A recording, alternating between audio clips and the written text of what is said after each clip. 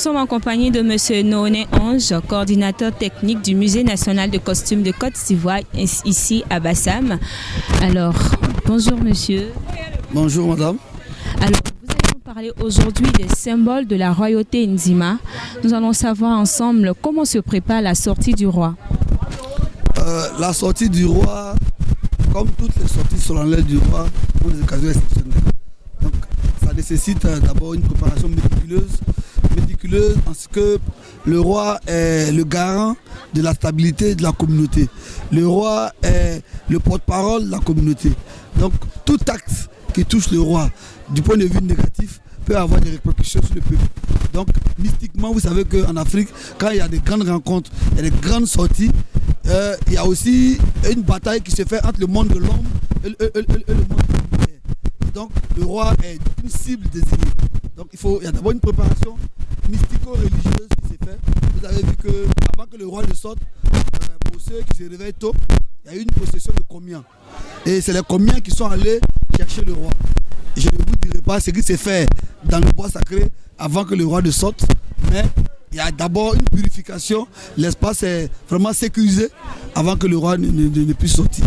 D'accord. Alors nous avons entendu dire que le roi n'est pas la seule personne qui se présente à sa sortie pendant la Bissa. Vous allez nous dire qui sont ces personnes qui l'accompagnent? Oui, on est en sortie solennelle.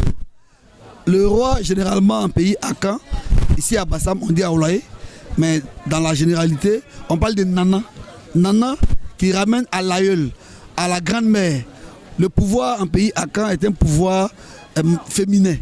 C'est les femmes, pour des raisons de commodité, qui délèguent le pouvoir à un de leurs enfants. Et donc, quand le roi sort, la représentante des femmes auprès du roi, qu'on appelle Blaïma, la reine-mère, Blaïma qui signifie littéralement le regard de la femme. En réalité, c'est elle qui est la détentrice du pouvoir. Donc, elle est forcément présente dans l'environnement du roi quand le roi doit faire une sortie solennelle. De deux, le roi est accompagné par une ou deux fillettes qui sont dans l'âge de la puberté. C'est elles-là même qui sont un peu, si on veut parler de façon moderne, c'est le gilet pare-balles du roi. Vous voyez que la petite fille est assise devant le roi avec ses deuxièmes chaussures. Le roi est un intermédiaire entre les hommes et les divinités. Le roi est à la fois Dieu et humain. Et donc, le roi a deux chaussures. Les chaussures humaines et les chaussures de Dieu. Donc, ces chaussures-là sont portées dans les mains par cette jeune fille puberte qui est pure.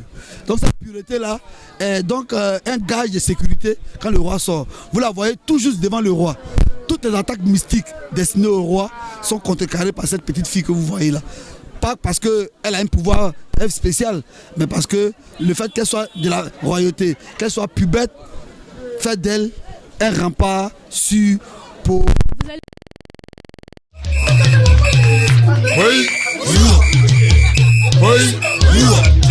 Au cœur du Koudoum.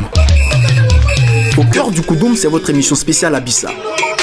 Au cœur du Koudoum, c'est des reportages, des micro-trottoirs et tous les à côté de la fête en images et en son. Au cœur du Koudoum, c'est du 13 novembre au 19 novembre sur bassamnews.com et l'application Abissa.